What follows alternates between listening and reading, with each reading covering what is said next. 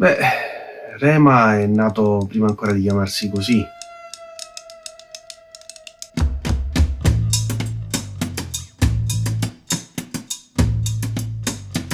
Eravamo io, Antonio Agnello e Luigi Locurzio. Poi Antonio nel corso del tempo ha preso altre strade, è tornato in Sicilia, mentre noi abbiamo iniziato a costruire un po' più solidamente il percorso.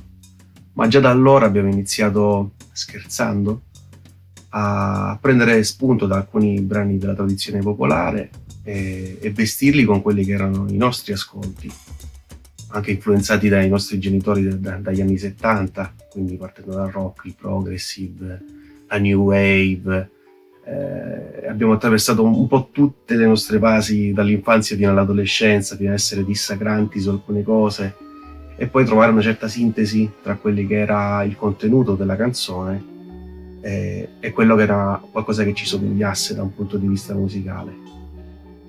Dopo questo primo periodo iniziale si sono aggiunte anche altre sensibilità, altre esperienze, tra cui anche Carmine Torchia, Mario, Stefania e tanti altri musicisti che in qualche maniera ci hanno arricchito i punti di vista, hanno contribuito anche a creare qualcosa che era molto al di là di quello che erano le nostre aspettative, le nostre capacità di ascolto dell'epoca.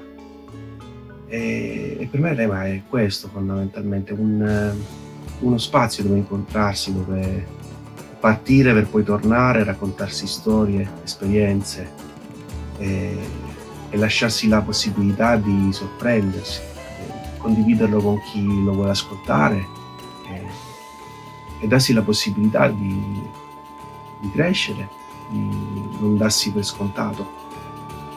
Questo per me è Rema.